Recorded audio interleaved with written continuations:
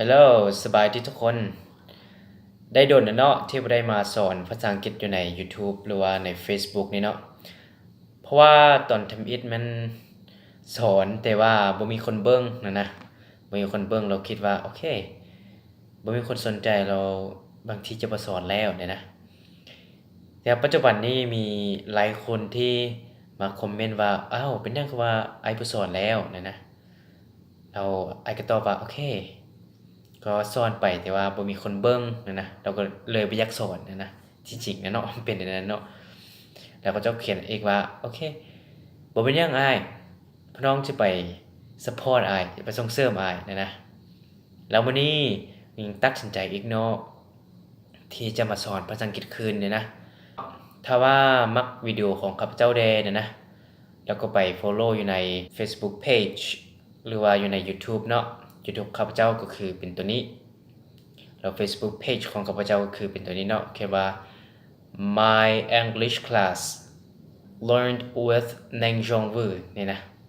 ก็ไป follow เนาะเพราะว่าข้าพเจ้าเสียอัปโหลดวิดีโอหรือว่าอัปโหลดความรู้เกี่ยวกับภาษาอังกฤษลงไปนั่นเนาะ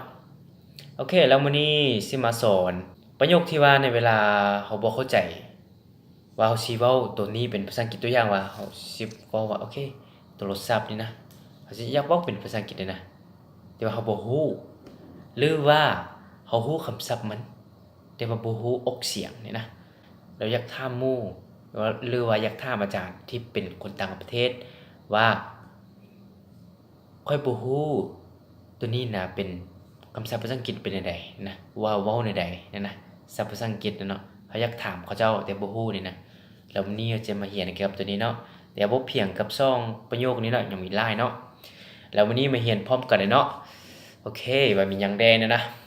โอเคมาเริ่มเลยเนาะเริ่มข้อที่1เลย I don't know the English word for หยังตัวอย่างว่าโอเค for นี้ซะเนาะfor นี้ I don't know the English word for หยังนี่เป็นปึ้มแม่นบ่ตัวอย่างว่าเฮาบ่ฮู้ว่าโอเคปึ้มภาษาอังกฤษว่าใดๆนะ I don't know the English word for แปลว่า for เอาให้เขาเจ้าเบิ่งนะภาษาลาวมันก็แปลคือว่าข้อยบ่ฮู้หยังข้อยบ่ฮู้ปึ้มนี่นะเป็นศัพท์ภาษาอังกฤษเนี่ยนะโอเคข้อยบ่ฮู้ปึ้มเป็นศัพท์ภาษาอังกฤษเนี่ยนะข้อยบอกง่ายๆแบบนั้นเนาะ I don't know the English word for I don't know the English word for โอเคอันเป็นข้อที่1เนาะตัวที่2เป็นแบบว่าเฮาฮู้คำศัพท์มันเฮาเห็นมันแต่ว่าเฮาบ่ฮู้ออกเสียงนี่นะเขียนได้อยู่เฮาเห็นเฮาเข้าใจแปลได้แต่บ่ฮู้อ่านนี่นะเราสิเว้าแนวใดนี่นะโอเคเว้าว่า I don't know how to pronounce this word I don't know how to pronounce this word นี่นะข้อยบ่ฮู้ออกเสียงคำศัพท์นี้นี่นะบ่แม่นเพียงแต่ภาษาอังกฤษเนาะภาษาไทยบ่นั่นนะเรียกว่าปึ้มเมื่อกี้เนาะคือเป็นแบบปึ้มเมื่อกี้นี่นะบ่ฮู้มันอ่านแนวใดไปใช้ชีวิตซะโอเคอันเป็นภาษาไทยหรือว่าอ่านภาษาอังกฤษเนาะว่าคำศัพท์ตัวใดที่เฮาบ่เข้าใจนี่นะเป็นแบบว่าภาษาอังกฤษโอเคเอาให้เบิ่งเนาะโอเค sorry เฮาเบิ่งนี่นะ only you เฮาบ่เข้าใจตัวนี้นะบ่เข้าใจบ่เข้าใจแล้วบ่ฮู้ออกเสียงว่า only เราถามเขาเจ้าว่า I don't know how to pronounce this word นี่นะแล้วก็เจ้าสิอ่านให้เฮา only แม่นบ่โอเคเข้าไปอ่านอีกครั้งนึง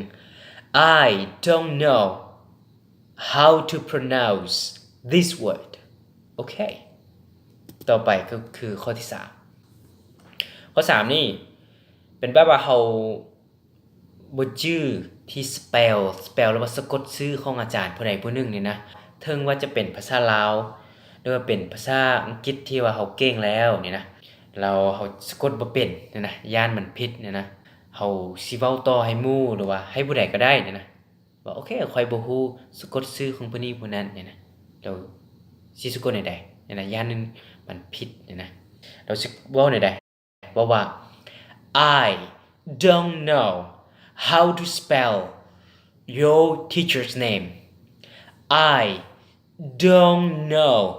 how to spell your teacher's name โอเคนี่ว่าค่อยบ่ฮู้สะกดชื่ออาจารย์ของเจ้าแค่ของเจ้าอาจารย์เจ้าเนี่ยนะอาจารย์เป็นว่าอาจารย์ที่สอนผู้อื่นนี่นะเราถามเขาเจ้าโอเคถามผู้นั้นอันนี้ครั้งนึงเนาะ I don't know how to spell your teacher's name โอเคเบิ่งให้คักเนาะตัวนี้เนาะโอเคอันนี้ให้เบิ่งให้คัก I don't know how to spell your teacher's name โอเคต่อไปก็คือเป็นแบบว่าในเวลาเขาโทรหาหมู่ว่าโอเคบทเรียนเก่ามันอยู่หน้าเท่าใดแล้วค่อยบ่ฮู้เลยนะมันแบบว่าปึ้มคนนี้เนาะเราบ่ฮู้ว่าอยู่หน้าเท่าใดนี่นะโอเคแล้วสิเว้าได้เนาะบอกว่า I don't know which page to look at I don't know which page to look at นี่คือแปลง่ายๆว่าค่อยบ่ฮู้สิเบิ่งหน้าเจียใดโอเคค่อยบ่ฮู้สิเบิ่งหน้าเจียใดอีกครั้งนึงเนาะ I don't know which page to look at I don't know which page to look at ถ้าว่าเว้าให้ไวนิดนึง I don't know which page to look at okay good ต่อไปก็คือในเวลาที่เขาบ่เข้าใจคำอธิบายนะอธิบายของไผก็ตามแต่ว่าเขาบ่เข้าใจคำอธิบายเลยเป็นแบบนี้เนาะสิว่ายังไงสำนั้นเนาะเราอยากเว้าเป็นภาษาอังกฤษเฮาสิเว้าได้เนี่ยนะ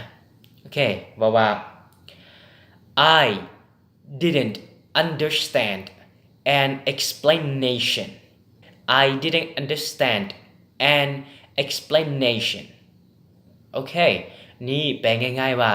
ค่อยบ่เข้าใจคำอธิบายโอเคค่อยบ่เข้าใจคำอธิบายเว้าเป็นภาษาอังกฤษเนาะอีกครั้งหนึ่ง I didn't understand an explanation I didn't understand an explanation โอเคต่อไปนี่เป็นแบบว่าในเวลาที่อาจารย์อธิบายสิ่งใดสิ่งหนึ่งแล้วเราบ่ได้ยินเลยนะยินที่ว่ามันบ่ค่อนข้างแบบบ่ได้ยินคักนะบ่ได้ยินว่าโอ้อาจารย์สิบ่ยังแท้นะว่า I didn't hear what our teacher said I didn't hear what our teacher said อันนี้แปลง่ายว่าค่อยบ่ได้ยินสิ่งที่อาจารย์ของพวกเฮาเว้าแค่เปสำนี้ก็พอเนาะที่จริงเป็นภาษาเว้ามันจะต่างหน่อยนึงไอ้ค่อยบ่ได้ยินอาจารย์เว้าเด้เนี่ยนะสำนี้ที่จริงแปลมันคล่องแล้วก็แล้วนะ I didn't hear what our teacher said I didn't hear what our teacher said ตัวต่อไปนี่ก็คือในเวลาที่อาจารย์ให้เวียกบ้านแต่ว่าเขาบ่จื้อแล้วนะเดี๋ยวไปถามหมู่อีกเราไปว่าโอเคก็อยากรู้ว่าเวียกบ้านมื้อนี้มันหยังนะโอเคไปถามเขาเจ้าซำนี้นะเว้าภาษาอังกฤษว่าสิบ่ได้นะโอเค I want to know what today's homework is I want to know what today's homework is แปลง่ายๆว่าข้อยอยากรู้ว่าเวียกบ้านมื้อนี้แม่นหยังข้อยอยากรู้ว่าเวียกบ้านมื้อนี้แม่นหยังโอเคสำนั้น2ครั้งเนาะเว้าตัวภาษาอังกฤษออกเสียงให้มันถูกนะ I want to know what today's homework is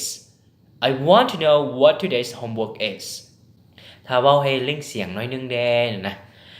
I want to know what today's homework is okay thank you so much see you guys in next video